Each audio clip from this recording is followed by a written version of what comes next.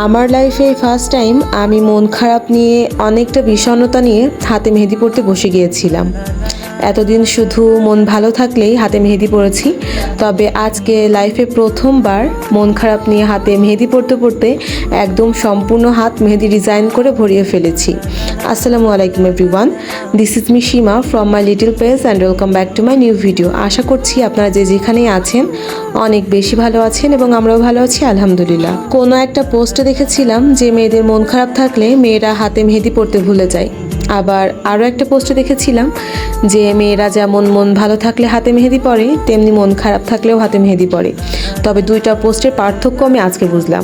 শুধুমাত্র মেয়েদের মন ভালো থাকলে যে মেয়েরা হাতে মেহেদি পড়ে এমনটাও না, বরং মেয়েদের মন খারাপ থাকলেও মেয়েরা হাত ভর্তি করে মেহেদি পড়তে পারে। আমি নিজেই আজকে তার সবচেয়ে বড় প্রমাণ। আমার এই মন খারাপটা কিন্তু আপনারা আবার কোনো সিরিয়াস লেভেলের মন খারাপ বা কারোর সাথে ঝগড়া বা অন্য কিছু ভাববেন না। আমার না আসলে কোনো কারণ ছাড়াই মাঝে মধ্যে হুটহাট করে মনটা কেমন জানি খারাপ হয়ে যায়, তখন আর কোনো কিছুই ভালো লাগে না। হঠাৎই এমন হয়, আবার হঠাৎ করেই মনটা ভালো হয়ে যায়। মানে কোনো কারণ ছাড়াই যেমন মনটা খারাপ হয়ে যায়, হঠাৎ করেই কোনো কিছু ভালো লাগে না, ঠিক তেমনই আবার কোনো কারণ ছাড়াই ভালো লাগতে শুরু করে। এমনটা আমার মতো কার কার হয় অবশ্যই কিন্তু কমেন্টসে জানাবেন, নাকি এমনটা শুধু আমারই হয়। আমি না মাঝে মধ্যে কনফিউশনে ভুগি যে এটা আবার কেমন রোগ, এটা কি কোনো পাগলামি নাকি অন্য কিছু।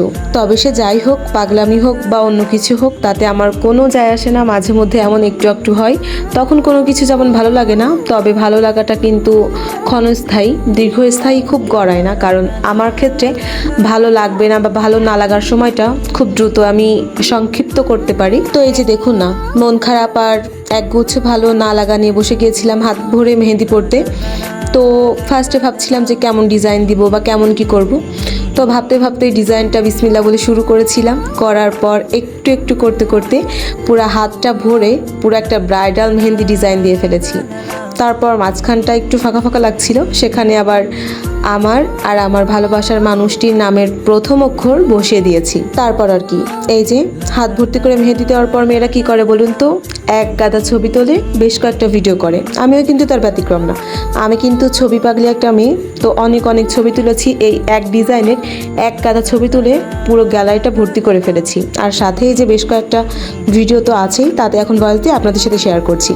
হাত ভর্তি করে মেহেদি দিলে নতুন বউ ফিল হয়, তাই না? নতুন বউদের হাতে যেমন হাত ভর্তি করে মেহেদি থাকে, আমার হাতটাও কিন্তু আজকে তেমন লাগছে, তাই না বলুন?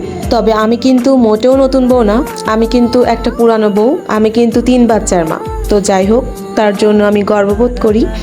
আর এই ডিজাইনটা আমার কাছে মোটামুটি ভালো লেগেছে। আমি যে আহামরি খুব ভালো ডিজাইন পারি সেটাও না, আবার যেমনটা পারি নিজের কাছে চলে যায় আর কি, নিজের মতো করে হয়ে যায়। আর তো আমার এই বড়লা ডিজাইনটা আপনাদের কাছে কেমন লাগলো অবশ্যই বলে যাবেন এই ভিডিওর কমেন্টে। ভালো থাকবেন সকলে, ধন্যবাদ সবাইকে, আল্লাহ হাফেজ।